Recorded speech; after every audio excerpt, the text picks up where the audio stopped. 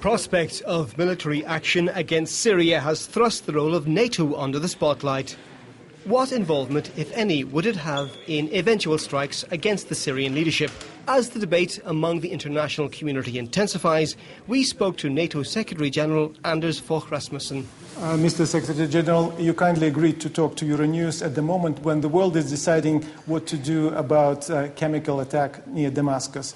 What does NATO do or is planning to do about Syria?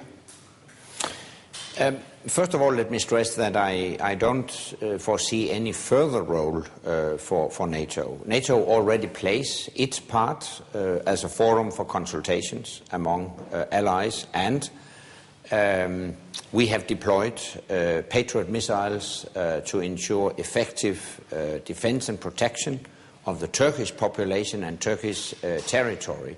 I don't foresee a further role, but having said that, we are gravely concerned about the situation in Syria, and it's my firm belief that the chemical attacks in Syria can't go unanswered. It is necessary that the international community sends a firm message to dictators all over the world that you can't use chemical weapons without any reaction. By doing what? How to send this signal? Well, that's for individual nations to figure out, and as you know, there are considerations right now, but I think it's of utmost importance that the international community sends a very clear message. It is a responsibility for the international community to uphold and enforce the international ban against the use of chemical weapons. How convinced are you that the Syrian government committed this atrocity? I'm convinced that the Syrian government is responsible. A variety of sources point to the Syrian regime as responsible, and I don't believe the Syrian opposition has the capacity to conduct such an attack of that scale and scope. It's irrational to think that the opposition would attack their own people in areas they already control with chemical weapons. So no doubt, to my mind, the Syrian regime is responsible. Why do you take the alleged chemical attack much more seriously than killing of civilians by bullets? Of course, the killings we have seen in the Syrian conflict are outrageous. I mean, maybe more than 100,000 people killed. It's horrendous. But obviously, the use of chemical weapons is something very special. Chemical weapons can be used in a very limited way, but chemical weapons can easily be turned into a weapon of mass destruction. And that's why you have very, very strong restrictions in international conventions, and actually they ban the use of chemical weapons. And that's why the international community has a particular responsibility when it comes to enforcing those international conventions. You know that Russia supports the Syrian government. It supplies it with weapons. Russia has a naval base in Syria. Whoever makes any action against Syria, aren't they confronting or in danger of confronting Russia? Are you concerned about that?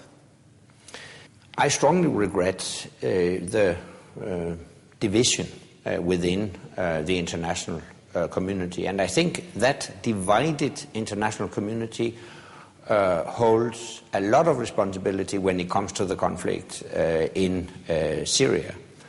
But I think at the end of the day that also the Russians realize that much is at stake and that they wouldn't engage in a conflict.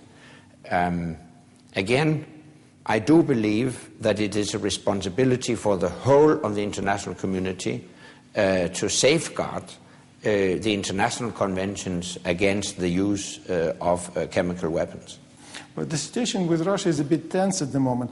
We are talking with you in Vilnius, and soon in autumn, Lithuania will take part in the NATO exercises to simulate the invasion from a foreign power, as I understand. Russia and Belarus will conduct maneuvers in the same region, and Moscow is already saying it's reminiscent of the Cold War period. Don't you agree? No, I think everybody should calm down. It's a quite natural thing that militaries do exercise. I mean, that's necessary. We do it, the Russians do it. I don't think the problem is the exercise as such. It's a problem if there's no transparency. And that's why we have provided full transparency. We have invited the Russians to learn more about our exercise. We have nothing to hide. And we encourage Russia to brief us on their exercise as well. The United States have offered what is considered concessions to Russians in terms of missile shield, disarmament. What's your reaction to their reaction, to Russia's reaction for this offers? Yeah, but first of all, let me stress that we have decided to build a NATO missile defense because we want effective protection of our populations against missile attacks.